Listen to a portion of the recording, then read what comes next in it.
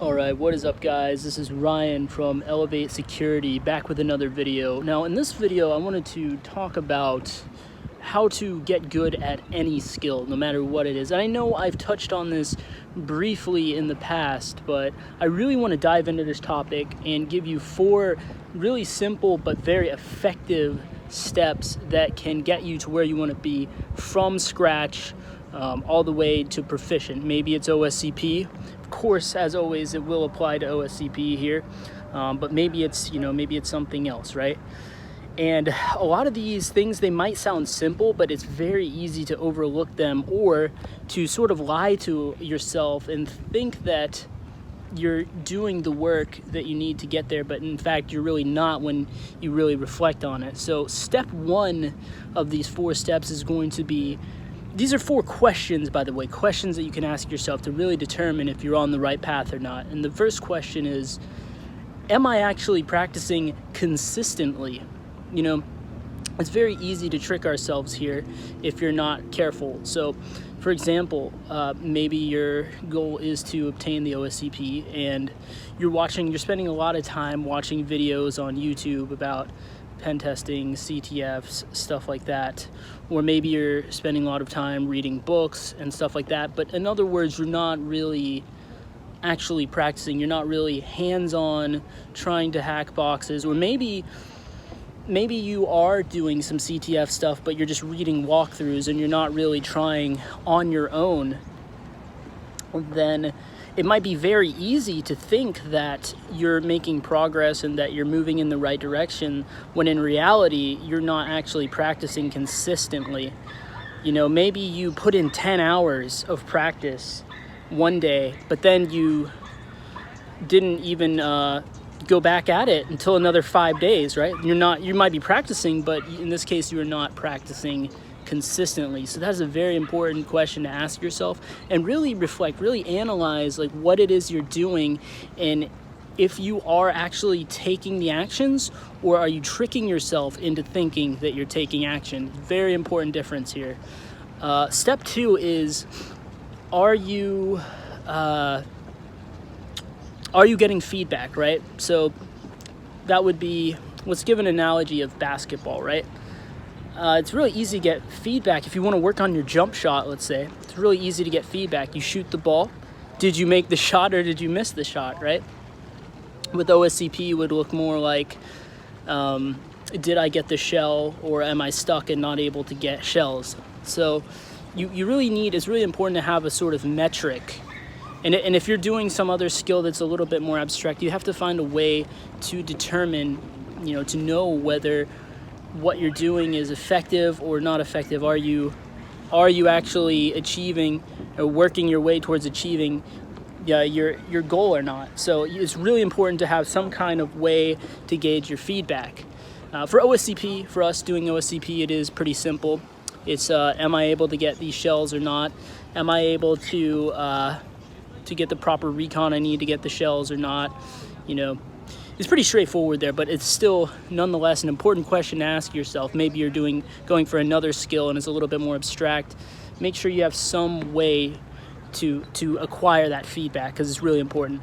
Now, step number 3 sort of plays off of step number 2, and that is, am I actually making adjustments based off of the feedback? So, for example, maybe you're going for OSCP once again, and you're not really getting these shells, and so that's the feedback. But then you dig a little deeper. Okay, why am I not getting these shells? Oh, I'm not doing thorough enough recon. If I would have done enough recon, I would have realized that it's running this particular version of this CMS, and that is vulnerable to code execution, but I didn't know it was running this version, and I didn't know that version was vulnerable because I didn't do thorough enough recon.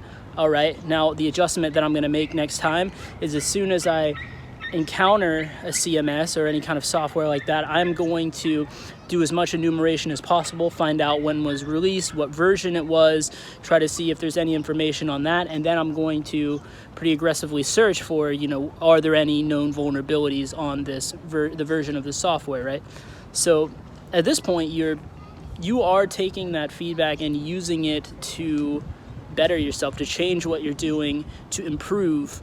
And so you're just going to improve. Now, sometimes you will make adjustments and they'll be the incorrect adjustments and they won't help you. But if you think long-term with this, because self-improvement or acquiring skills, these are long-term goals or these are long-term strategies. So even if you make an adjustment and it's not the correct adjustment, well, you'll get feedback that that wasn't the correct adjustment, and you can keep going, and you can eventually, ultimately, you're one step closer to finding the correct answer to your issue, whatever it may be.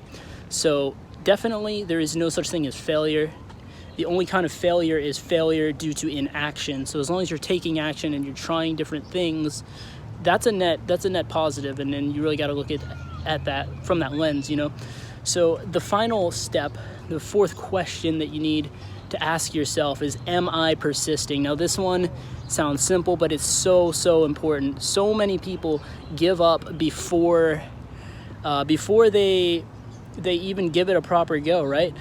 You need to just keep persisting, especially with something like OSCP. I'm definitely going back at it again, and you know, maybe you tried it once in the past and you failed, or maybe you tried it a bunch of times in the past and you failed.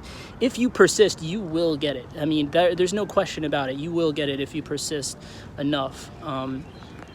Pretty much, think about it. Look back in your life, right? All the things that you would consider failures, right? All the things that you would have failed at. Now, ask yourself honestly, how many of those failures were due to you giving up, right? And at least for me, the answer, when I really look at it, there's very few things that I actually wholeheartedly failed at. Most of it was I gave up at some point, because in my head I thought I failed, and then I gave up and I was like, oh, I'm not cut out for this, or you know, my time would be best allocated doing this, that, or the other instead, right? But if you think about it, if you don't allow yourself to induce failure, there's very few times that you just outright failed, you know what I mean? Because even with OSCP, you might not pass it on the first try, second try, third try, but if you kept going at it, you would eventually get it, because you're going to keep accumulating these skills. And if you ask yourself these 4 questions, you really apply them, then it's just a matter of time before you achieve what you want, what you set out to do, right? So yeah, I hope this was pretty motivating for you guys, and I hope it was of value to you. Definitely let me know down in the section below, and I will see you guys in the next video.